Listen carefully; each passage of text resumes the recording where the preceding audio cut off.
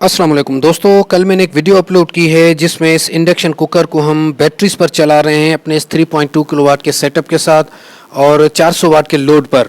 लेकिन यहाँ से जो डिस्चार्जिंग हो रही थी बैटरी करंट की वो थी 40 एम्पेयर।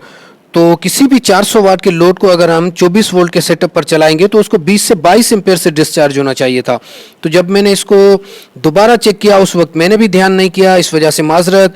तो एक्चुअल जब मैंने इसका लोड चेक किया तो वो 850 वाट था, न कि 450। तो इसके कंप्लीट जितने भी इसके ऑप्शंस हैं 400, 800, 1200, 1600 और 2100 वाट, उसकी तफसीली वीडियो मैं बना रहा हूँ, वो शाम तक या सुबह तक अपलोड कर दूंगा। तो मैं नहीं चाहता कि मेरे चैनल से किसी भी किस्म की मिस इन्फॉर्मेशन आप तक पहुँचे, क्योंकि हमारे एक वीडियो से आप कई सारे फैसले कर सकते हैं। तो मैं नहीं चाहता कि कोई गलत फैसला आप करें, इसलिए सही मालूमात के लिए मैं ये छोटी वीडियो भी बना रहा हूँ और बड़ी वीडियो भी आएगी, उसको देखिएगा।